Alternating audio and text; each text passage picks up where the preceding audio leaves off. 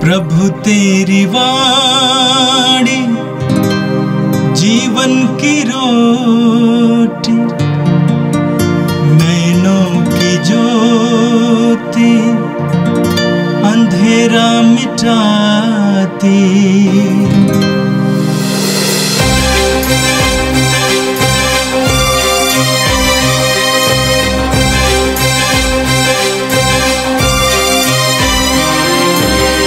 प्रभु तेरी वाणी जीवन की रोटी, नैनों की ज्योति अंधेरा मिटाती।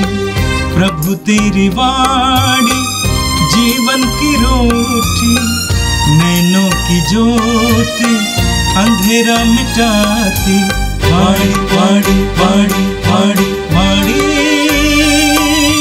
पवित्र है, शाश्वत है, जीवन का मन्ना है। 27 मार्च बुधवार। पहला पाठ नबी इसायास का ग्रंथ, अध्याय 50, पद संख्याएं 4 से 9 तक। प्रभु ने मुझे शिष्य बनाकर वाणी दी है, जिससे मैं थाके मांदे को संभाल सकूं। वह प्रतिदिन प्रातः मेरे कान खोल देता है, जिससे मैं शिष्य की तरह सुन सकूं। प्रभु ने मेरे कान खोल दिए हैं। मैंने ना तो उसका विरोध किया और ना पीछे हटा। मैंने मारने वालों के सामने अपनी पीठ कर दी और दाढ़ी नोचने वालों के सामने अपना गाल। मैंने अपमान करने और थूकने वालों से अपना मुंह नहीं छिपाया। प्रभु मेरी सहायता करता है, इसलिए मैं अपमान से विचलित नहीं हुआ। मैंने अपना मुख पत्थर की तरह कड़ा कर लिया। मैं जानता हूँ कि अंत में मुझे निराश नहीं होना पड़ेगा। मेरा रक्षक निकट है, तो मेरा विरोधी कौन? हम एक दूसरे का सामना करें। मुझ पर अभियोग लगाने वाला कौन? वह आगे बढ़ने का साहस करे। प्रभु ईश्वर मेरी सहायता करता है, तो कौन मुझे दोषी ठहराने का साहस करेगा? यह प्रभु की वाणी है। संत मत्ती के अनुसार पवित्र सुसमाचार अध्याय 26 वाक्य 14 से 25 तक।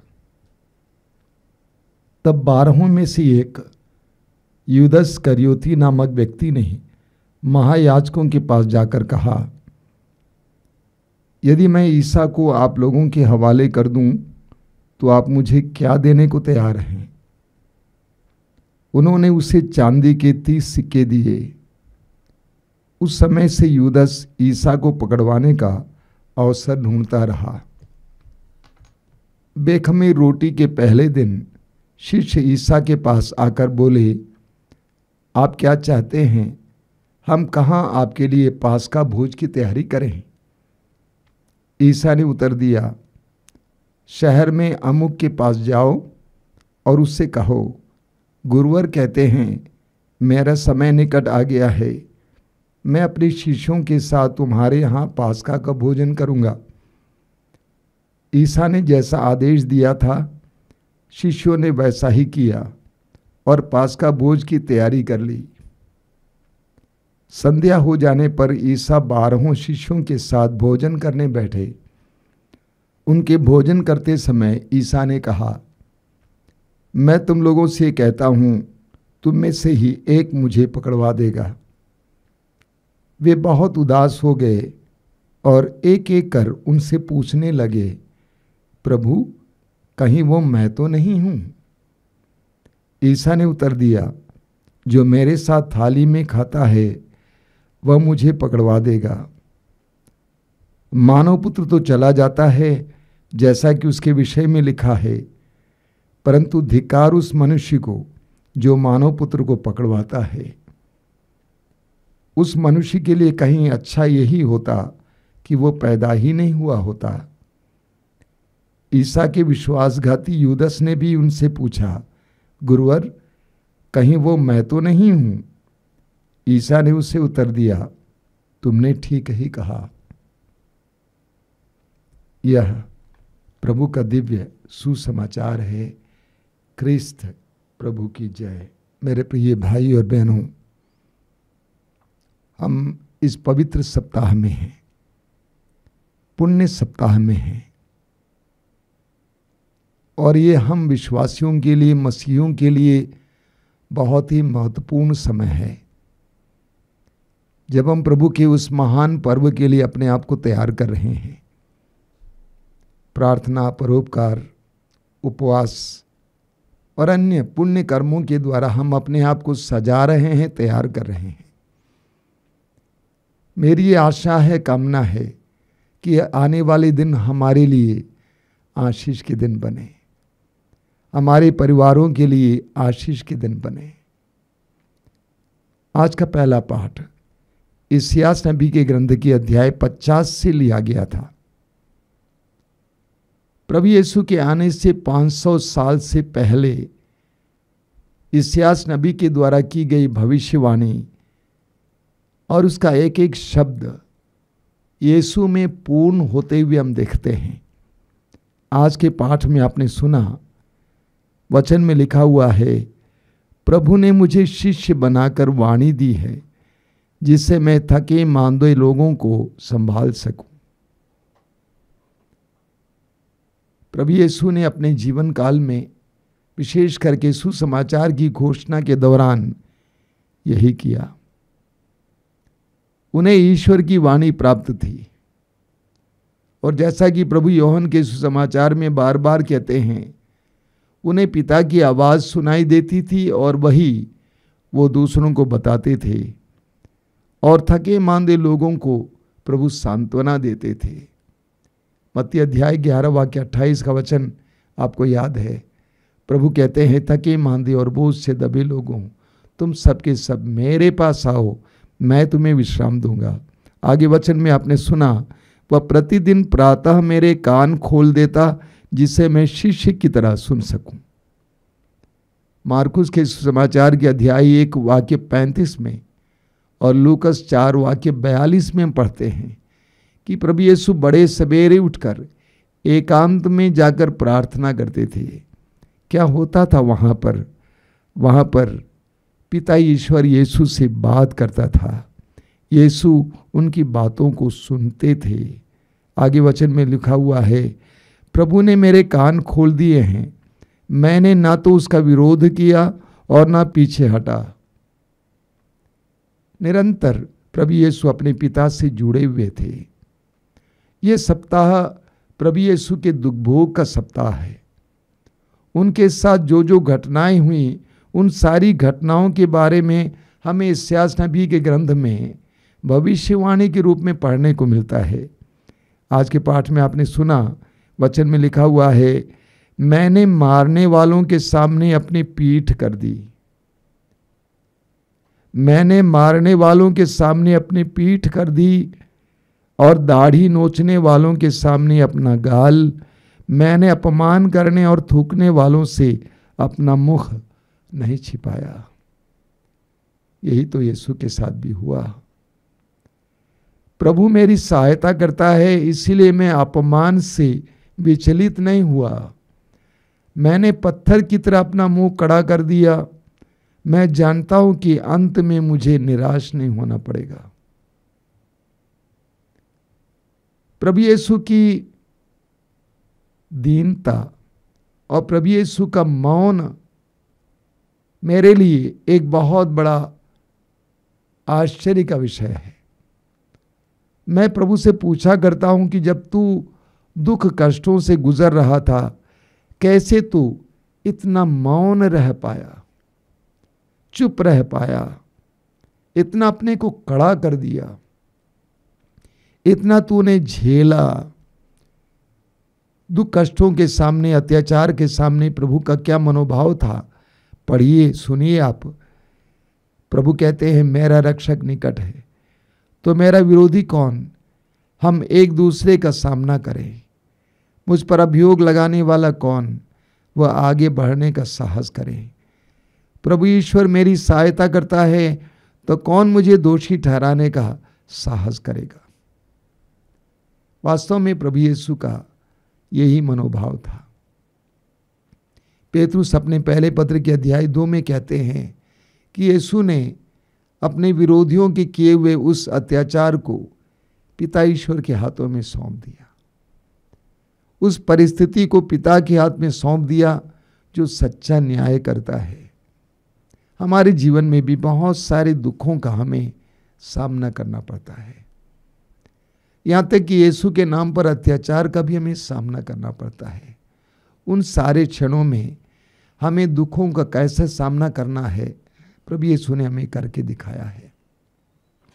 यीशु के जीवन के दुख और उनका दुखभोग और उस दुखभोग के समय उनका मनोभाव हमारे लिए एक शिक्षा है, एक उदाहरण है, आदर्श है। एक विश्वासी घबराता नहीं है, एक मसीही घबराता नहीं है, दुख के सामने बरगलाता नहीं है, वह अपने चेहरे को कड़ा कर देता है, अपने हृदय को आश्वस्त रखता है कि मेरा ईश्वर, मेरा प्रभु मेरी सहायता करेगा। और आज का सुसमाचार संत मत्ती के सुसमाचार की अध्याय 26 से लिया गया था। आज के सुसमाचार में यूदस इस्करियोती के विश्वासघात के बारे में भविष्यवाणी हम सुनते हैं। वचन में आपने सुना, तब 12 में से एक यूदस इस्करियोती नामक व्यक्ति ने महायाजकों के पास जाकर कहा, यदि मैं ईसा को आप लोगों के हवाले कर दूं तो आप मुझे क्या देने को तैयार हैं। उन्होंने उसे चांदी के 30 सिक्के दिए। यूदस इस्करियोती को प्रभु ने चुना था, बुलाया था, अपने साथ रखा था। यूदस इस्करियोती प्रभु यीशु के 12 प्रेरितों में से एक था, जो बराबर 3 साल तक लगातार यीशु के साथ रहा।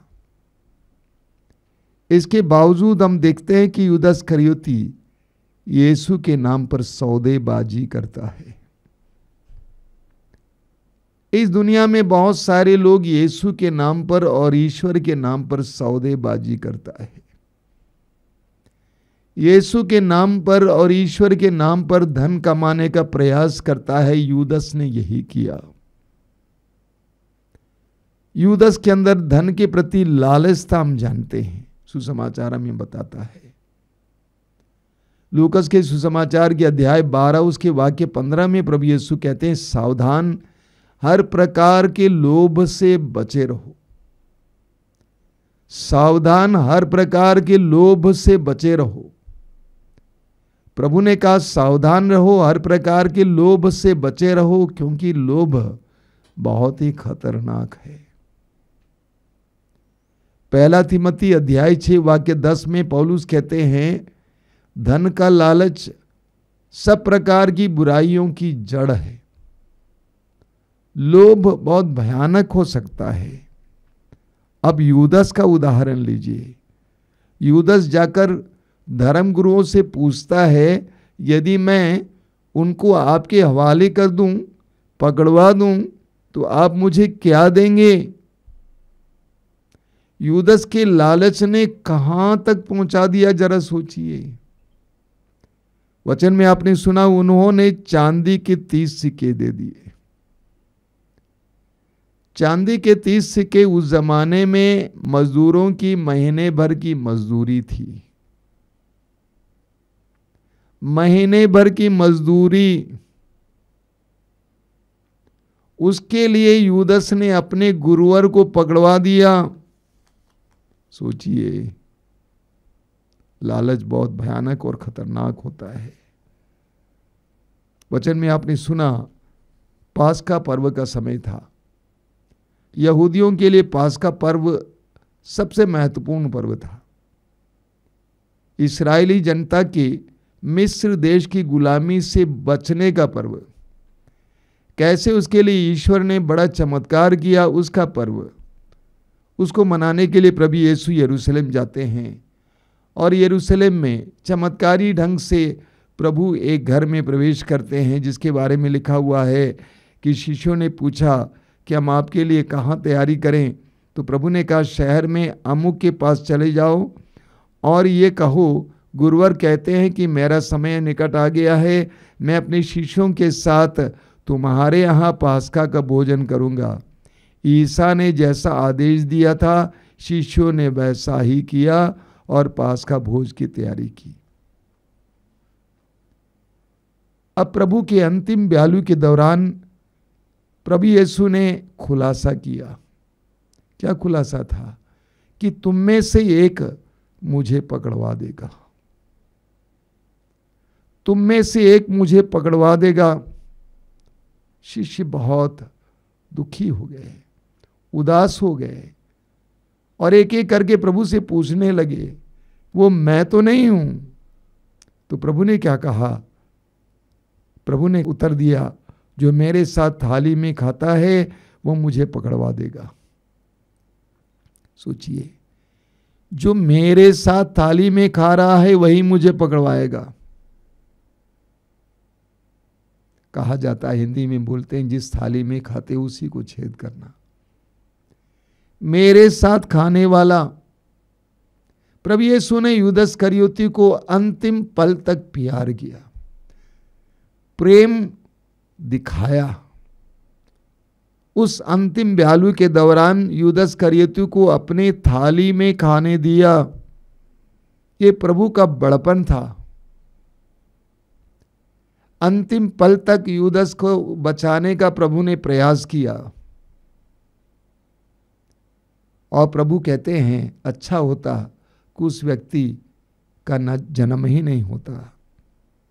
अंत में हम पढ़ते हैं, ईसा के विश्वासघाती यूदास ने भी उनसे पूछा, गुरुवर कहीं वो मैं तो नहीं हूं? ईसा ने उसे उत्तर दिया, तुमने ठीक ही कहा है।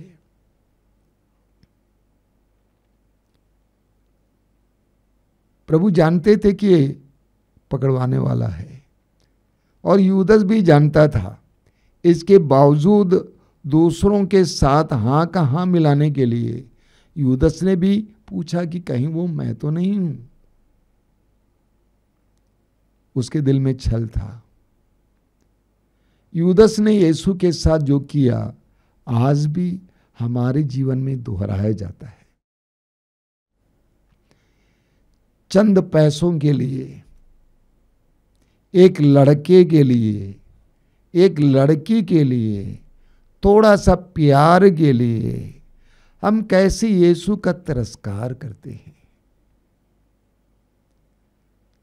हम कैसे यीशु के बदले संसार को चुनते हैं। हम यीशु के साथ विश्वासघात करते हैं। आज हम विशेष रूप से प्रार्थना करें कि प्रभु हमें ऐसा साहस दें कि हम अपने विश्वास के प्रति दृढ़ रहें, अड़िग रहें। आंखें बंद कीजिए, प्रार्थना करें। प्रभु धन्यवाद देते हैं इस पल के लिए, इस सुंदर समय के लिए, विश्वास के वरदान के लिए धन्यवाद देते हैं और तुझसे प्रार्थना करते हैं कि उस विश्वास में दृढ़ बने रहने के लिए हमें कृपा दीजिए। हमारे प्रतिदिन के जीवन में हमें दुखों का सामना करना पड़े तो उस पर भरोसा रखने के लिए कृपा दे। संसार हमारे लिए कितना ही मोहक क्यों न हो, तेरी तुलना में संसार को ना चुनने के लिए हमें कृपा दे। ये प्रभु यीशु इन वचनों को सुनने वाले मेरे भाई बहनों को आशीर्वाद देना। आज का संपूर्ण दिन उनके लिए आशीष का दिन बने, कृपा का दिन बने। हमारी इस प्रार्थना को ग्रहण कर, आमीन। प्रभु तेरी वाणी जीवन की रोटी, नैनों की ज्योति अंधेरा मिटाती। वाणी वाणी वाणी वाणी